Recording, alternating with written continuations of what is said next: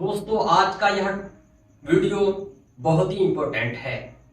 आज की इस वीडियो में हम चर्चा करेंगे वेतन पर, यानी राज्यकर्मी शिक्षकों के वेतन पर हम चर्चा करने वाले हैं।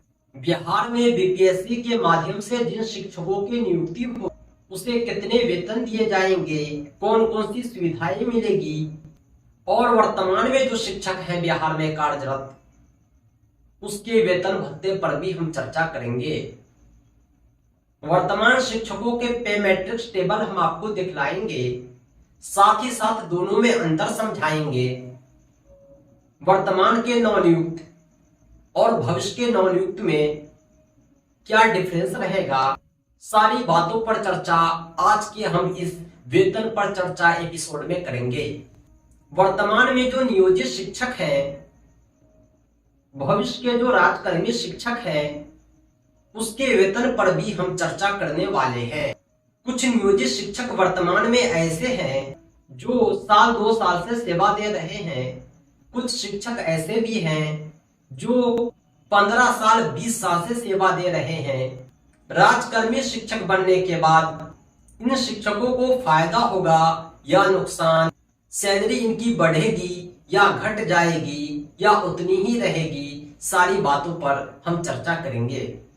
तो आइए बगैर किसी देरी के हम आपको कुछ साक्ष्य दिखलाते हैं और विस्तार से समझाते हैं।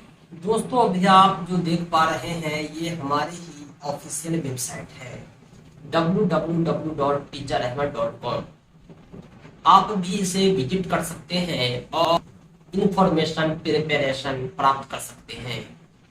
हम बात करते हैं बीपीएससी टीचर सैलरी की, तो मैं आपको ये बतला दूं कि बिहार में जो बीपीएससी के माध्यम से शिक्षकों की बहाली होगी उसमें 4 प्रकार के शिक्षक होंगे।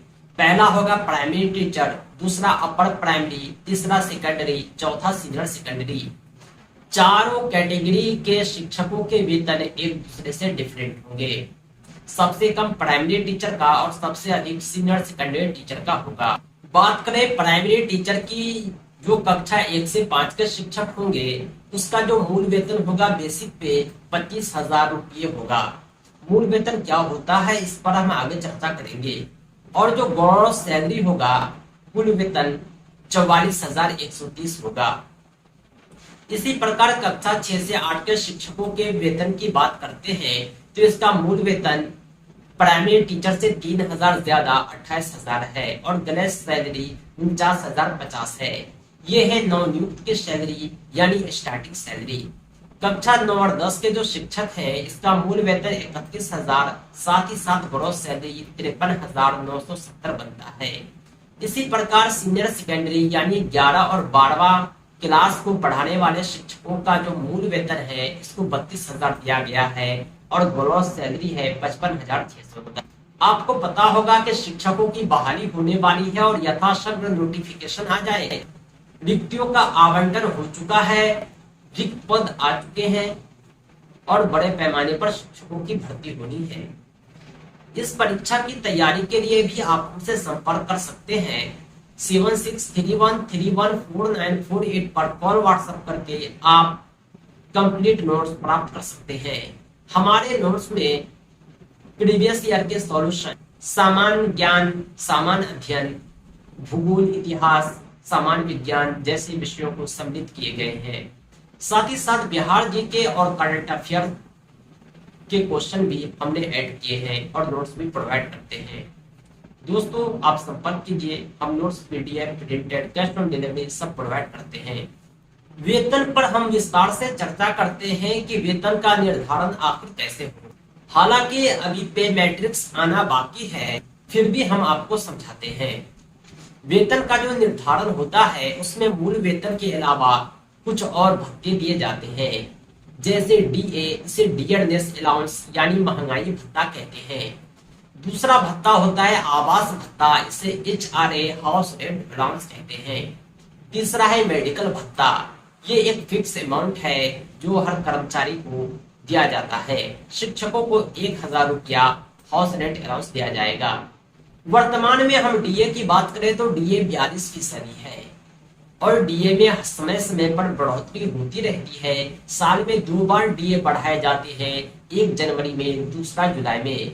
वर्तमान में जो महंगाई भत्ता दिया जाता है वो है 42%। इसके अलावा आपको जो है 4 से 16% आवास भत्ता मिलेगा। आवास भत्ता का मतलब यह होता है कि आप अपने स्कूल के आसपास मकान किराया लेकर के रहेंगे। इसके लिए आपको मकान नहीं बल्कि भत्ते दिए जाएंगे। ये भत्ते 4 से 16% तक होंगे।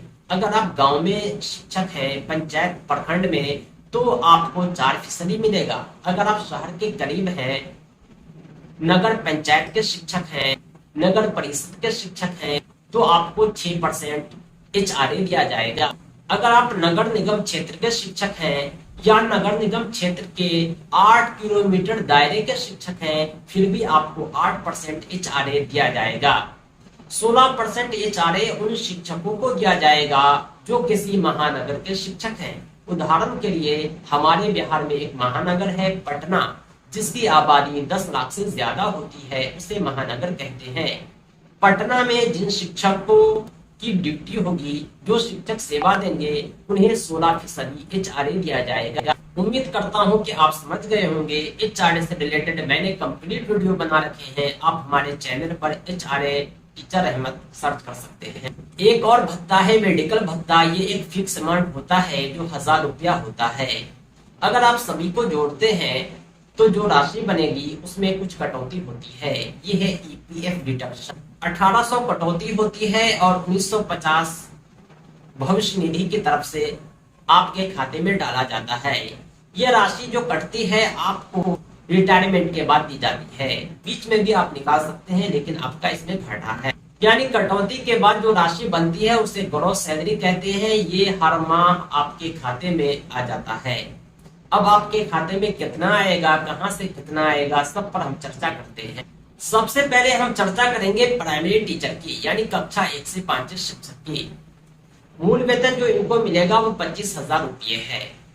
महंगाई भत्ता जो वर्तमान में 42% है, अगर हम कैलकुलेट करते हैं तो 10,500 रुपया इन्हें महंगाई भत्ता मिलेगा। आवास भत्ते 4 से 16% तक होते हैं, लेकिन हम कैलकुलेट कर रहे हैं 4% पे, यानी जो मिनिमम अमाउंट है, यानी 1000 आपको आवास भत्ता मिलेगा और मेडिकल अलाउंस 1000 मिलेगा। आपके कुल वेतन बनते हैं 37,500, लेकिन इसमें EPF डिडक्शन होगा 1800 रुपया। इस प्रकार आपका जो मासिक वेतन है जो आपके बैंक अकाउंट में आएगा वो है 35,700 रुपये। दोस्तों, ये नवनियुक्त शिक्षकों के वेतन हैं। नवनियुक्त का मतलब ये हुआ जो प्रथम बार विद्यालय में योगदान देंगे। अगर जो शिक्षक वर्तमान में नियोजित है भविष्य में राजकर्मी बनते हैं तो उसका वेतन क्या होगा, इसकी चर्चा हम आगे करेंगे।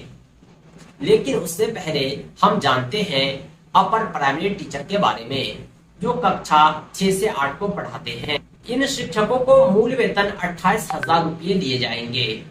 महंगाई भत्ता जो कैलकुलेट करेंगे 42%, तो इन्हें 11,760 रुपया प्राप्त होगा। आवास भत्ता हम 4% पर कैलकुलेट करते हैं तो 1120 रुपये इन्हें मिलेंगे। मेडिकल अलाउंस 1000 रुपया। इस प्रकार अपर प्राइमरी टीचर का कुल वेतन 41,880 होता है। EPF कटौती 1800 के बाद इन्हें मासिक वेतन के रूप में 40,080 रुपया प्राप्त होंगे। अब हम बात करते हैं सेकेंडरी टीचर की, माध्यमिक शिक्षक की, जो कक्षा 9 और 10 को पढ़ाते हैं। इन शिक्षकों को मूल वेतन के रूप में 31,000 रुपये दिए जाएंगे। महंगाई भत्ता 13,020 रुपया मिलेगा। आवास भत्ता 4% पे कैलकुलेट करने पर 1240 रुपया प्राप्त होगा और मेडिकल अलाउंस 1000 मिलेगा। इस प्रकार इन शिक्षकों का कुल वेतन 46,260 बनता है। EPF कटौती 1800 होगा तो मासिक वेतन 44,460 प्राप्त होगा। अब हम बात करते हैं सीनियर सेकेंडरी टीचर की, कक्षा 11 और 12 को पढ़ाने वाले शिक्षकों की। मूल वेतन के रूप में इन्हें 32,000 रुपया मिलेगा। महंगाई भत्ता 13,440 इन्हें प्राप्त होगा। आवास भत्ता 1280 मिलेगा। मेडिकल अलाउंस 1000 मिलेगा। कुल वेतन की हम बात करें तो इन्हें 1800 कटौती के बाद 45,920 रुपया प्राप्त होगा। दोस्तों, अगर आप राजकर्मी शिक्षक बनते हैं तो आपको इतने वेतन स्टार्टिंग से मिलेंगे, यानी आपके सैलरी की शुरुआत ही इतने वेतन से होगी। कहने का अर्थ यह है, अगर आप प्राइमरी स्कूल टीचर हैं तो 35,700 रुपया आपका शुरुआती वेतन होगा, और अगर आप सीनियर सेकेंडरी टीचर हैं तो 45,920 रुपया आपका शुरुआती वेतन होगा। सीटेट क्वालिफाई करने के बाद, बीपीएससी क्वालिफाई करने के बाद और उससे पहले टीचर ट्रेनिंग पूरी करने के बाद क्या आप अपने शुरुआती वेतन से संतुष्ट हैं? हमें आपके जवाब। खैर, अपने विचार प्रस्तुत करने के लिए हम आपको एक टेबल दिखला रहे हैं जो शिक्षा विभाग द्वारा निर्गत पे मैट्रिक्स टेबल है। इसी टेबल के आधार पर वर्तमान में जो कार्यरत शिक्षक हैं, जिन्हें नियोजित शिक्षक कहा जाता है, उन्हें वेतन दिए जाते हैं। इन शिक्षकों को मूल वेतन के अलावा ग्रेड पे भी मिलता है जो 2000, 2400, 2800 है।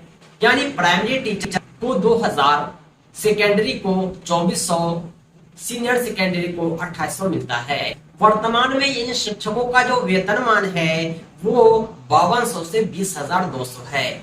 नवनियुक्त शिक्षकों को वर्तमान में जो शुरुआती मूल वेतन मिलता है वो मात्र 15,380 है। हम राजकर्मी शिक्षकों में देखा है कि इन्हें 25,000 मूल वेतन मिल रहा है। डिफरेंस अगर आप मूल वेतन की देखते हैं तो अप्रोक्सीमेट 10,000 का डिफरेंस है, और इसी डिफरेंस के आधार पर आगे भी आवास भत्ते में, महंगाई भत्ते में डिफरेंस आते हैं। इन शिक्षकों को सालाना इंक्रीमेंट भी मिलता है। हर साल आपके मूल वेतन बढ़ा दिए जाते हैं। 15,380 के बाद आपके मूल वेतन 15,850 हो जाएंगे जब आपकी सेवा 1 साल पूरी हो जाएगी। 2 साल आपकी सेवा पूरी होने के बाद 16,330 रुपये आपके वेतन हो जाएंगे। दोस्तों, इसे ही कहते हैं पे मैट्रिक्स टेबल। हालांकि राजकर्मी शिक्षकों का पे मैट्रिक्स टेबल अभी आना बाकी है। जो नियोजित शिक्षक है 2 साल की सेवा के बाद इसे ग्रेड पे दिया जाता है। प्राइमरी टीचर को 2000 ग्रेड पे, सेकेंडरी को 2400, सीनियर सेकेंडरी को 2800 ग्रेड पे मिलता है। हालांकि शिक्षा विभाग ने जो राजकर्मी शिक्षकों के वेतन का स्ट्रक्चर दिया है उसमें ग्रेड पे का भी चर्चा नहीं किया है, लेकिन आपको मिनिमम 2000 ग्रेड पे आवश्यक रूप से मिलेगा। यानी आपके जो वेतन है वो नियुक्ति के 2 वर्ष के पश्चात और ज्यादा बढ़ जाएंगे। अब आपके मन में एक सवाल उठ रहा होगा कि नियोजित शिक्षक में, राजकर्मी शिक्षक में बहुत सारी समानताएं हैं, आखिर ये समानता क्यों है? अगर हम नियोजित शिक्षकों के पे मैट्रिक्स टेबल को और राजकर्मी शिक्षकों के वेतन स्ट्रक्चर को देखते हैं तो हमें 3-4 समानताएं देखने को मिलती है। आपके मन में ये सवाल उठ रहा होगा कि आखिर ये समानता क्यों है? बीपीएससी की परीक्षा पास करने के बाद, राजकर्मी का मुहर लग जाने के बाद वेतन में यह अंतर क्यों नहीं आया? यह समानताएं कौन कौन सी है, आइए हम इस पर चर्चा करते हैं। दोस्तों, सबसे पहला पॉइंट जो हमें नजर आया है वो है वेतनमान। लेकिन हम बिहार के राजकर्मी के वेतन की बात करें, इनके पे मैट्रिक्स टेबल को देखें जो शिक्षा विभाग के अतिरिक्त अन्य विभाग में कार्यरत हैं। आप देख पा रहे होंगे 7वें वेतन आयोग के अनुसार ये बिहार के पे मैट्रिक्स हैं। इनका स्केल 5200 से 20,200 है। वर्तमान के नियोजित शिक्षकों का वेतनमान भी यही 5200 से 20,200 है। राजकर्मी जो है 5200 से 20,200 वाले, ये अधिकतम स्टार्टिंग वेतन, शुरुआती मूल वेतन 29,200 उठा रहे हैं, लेकिन इन्हें मात्र 25,000 दिया गया है। लेकिन वास्तविकता में इसके वेतनमान में बढ़ोतरी होनी चाहिए, क्योंकि ये एक और परीक्षा उत्तीर्ण कर रहे हैं, बीपीएससी। अगर इसका वेतनमान वास्तविकता में जो राजकर्मी है बढ़ाकर 9300 से 34,800 दिया जाता तो इनका मूल वेतन 25,000 के बजाय न्यूनतम 44,900 हो जाता। अगर आप इसे राजकर्मी कह रहे हैं तो आपको 9300 से 34,800 वाले पे स्केल देने में क्या दिक्कत है? आपकी क्या राय है कमेंट में साझा कर सकते हैं। दूसरा जो अंतर हमें समझ में आता है वो है ग्रेड पे। वर्तमान में जो नियोजित शिक्षक है इन्हें 2 साल की सेवा के बाद 2000 का ग्रेड पे दिया जाता है। प्राइमरी टीचर सेकेंडरी को 2400, सीनियर सेकेंडरी को 2800 ग्रेड पे मिलता है। लेकिन वर्तमान की जो स्ट्रक्चर है उसमें ग्रेड पे का चर्चा नहीं है। लेकिन वास्तविकता में इन शिक्षकों को ग्रेड पे मिलना चाहिए। और राजकर्मी शिक्षक की बात करें तो इन्हें मिनिमम 4600 ग्रेड पे मिलना इनका अधिकार बनता है। जब आप इसके वेतनमान में बढ़ोतरी करेंगे तो मिनिमम 4600 आपको ग्रेड पे देना होगा। अगर आप वेतनमान में बढ़ोतरी नहीं करेंगे तो फिर आप इसे राजकर्मी क्यों कह रहे हैं? तीसरी जो समानता हमें देखने को मिली है वो है ईपीएफ डिडक्शन। बिहार में जो भी राजकर्मी है उनका ईपीएफ डिडक्शन नहीं होता है बल्कि उन्हें एनपीएस मिलता है, new pension scheme. EPF deduction तो कोई बड़ी चीज नहीं है। कोई प्राइवेट कंपनी जिसमें 10-15 स्टाफ कार्यरत होते हैं ईपीएफ कटौती तो उनकी भी होती है। अगर ये ईपीएफ के बदले एनपीएस मिलता तो आपके बुढ़ापे का कुछ सहारा मिलता। आपकी कटौती 1800 के बजाय 3500 तक होती और आपको 1950 के बजाय 4000 अंशदान मिलते। इस प्रकार आपके रिटायरमेंट के समय एक मोटी रकम जमा हो जाती जो आपके बुढ़ापे में कुछ सहारा बनता। लेकिन वर्तमान नियमावली में इस तरह का उल्लेख नहीं है। शिक्षकों को बीपीएससी के उपरांत राजकर्मी तो कहा गया है लेकिन वो सुविधाएं नहीं दी गई है जो राजकर्मी शिक्षकों को मिलनी चाहिए। एक और बात, बहुत सारे स्टेट में ओल्ड पेंशन स्कीम लागू हुआ है। Old pension scheme new pension scheme से बहुत बढ़िया होता है। उसमें आपकी सैलरी के आधी राशि मासिक वेतन की तरह पेंशन के रूप में आपको प्राप्त होते हैं। अगर बिहार में कभी ओल्ड पेंशन स्कीम लागू होता है तो एनपीएस वाले को मिलेगा लेकिन ईपीएफ वाले को नहीं। इसी प्रकार आप राजकर्मी शिक्षक होकर भी ओपीएस से वंचित रह जाएंगे। चौथी जो समानताएं या अंतर हमको देखने को मिला है वो है वेतन संरक्षण। दोस्तों, वेतन संरक्षण पर मैंने एक वीडियो ऑलरेडी बना रखे हैं, आप हमारे चैनल पर उसे तलाश सकते हैं। वेतन संरक्षण का मतलब ये हुआ कि आप लंबे समय से जॉब कर रहे हैं, आपने जॉब बदला तो क्या आप नवनियुक्त कहलाएंगे? अगर नवनियुक्त कहलाएंगे तो आपका घाटा है, आपको पिछला कोई इंक्रीमेंट नहीं मिलेगा। अगर आपको वेतन संरक्षण का लाभ मिलता है तो आपको हर इंक्रीमेंट दिए जाएंगे, आपकी सेवा में टूट भी नहीं माना जाएगा। वर्तमान में जो नियोजित शिक्षक हैं एक लॉन्ग टाइम से अपनी सेवा दे रहे हैं, 15 साल से 20 साल से, वर्तमान में इन शिक्षकों का वेतन 40,000 से भी ज्यादा है क्योंकि हर साल इनके वेतन में इंक्रीमेंट मिलते हैं, मूल वेतन इनका बढ़ जाता है। इस प्रकार इनकी सैलरी बढ़ चुकी है, इन्हें ग्रेड पे भी मिल रहा है। अगर ये शिक्षक राजकर्मी बनने के बाद नवनियुक्त हो जाते हैं तो इन्हें 40,000 44,000 के बजाय मात्र 35,000 मिलेगा। इन शिक्षकों का फायदा है या नुकसान है आप खुद समझ सकते हैं। अगर इन शिक्षकों को वेतन संरक्षण का लाभ दिया जाएगा तभी इनका फायदा होगा। शिक्षा विभाग को चाहिए कि वेतन संरक्षण के मुद्दे को स्पष्ट कर दे। वेतन संरक्षण का लाभ मिलेगा तो किस प्रकार मिलेगा? वेतन संरक्षण के जो नियम होते हैं वे ग्रेड पे समान रहने पर ही मिलते हैं। यहाँ आपको ग्रेड पे भी बढ़ाना है और वेतन संरक्षण का लाभ भी देना है। वर्तमान में आवश्यकता है एक विस्तृत पे मैट्रिक्स टेबल की और वेतन संरक्षण पर विस्तार दिशा निर्देश की। दोस्तों, ये वीडियो वेतन पर चर्चा के उद्देश्य से बनाए गए थे और आपके अधिकार की पुकार बनकर भी हम आपकी बात व्यवस्थापक सिस्टम तक पहुंचा रहे हैं। आप इस वीडियो को सपोर्ट करें, शेयर करें। इसी तरह के इंफॉर्मेटिव वीडियोज के लिए आप हमारे चैनल को सब्सक्राइब करें। हाँ, अगर आप बीपीएससी टीचर की या राजकर्मी शिक्षक की परीक्षा में सम्मिलित होने वाले हैं तो कंप्लीट नोट्स आप प्राप्त कर सकते हैं, क्योंकि हमारे चैनल पर इंफॉर्मेशन के साथ साथ प्रिपरेशन भी दिए जाते हैं। हमारे नोट्स कंप्लीट होते हैं, सफिशिएंट होते हैं। पीडीएफ या प्रिंटेड नोट्स प्राप्त करने के लिए आप संपर्क करें 7631314948 पर। इस नंबर पर आप कॉल भी कर सकते हैं, व्हाट्सएप भी। Thanks for watching.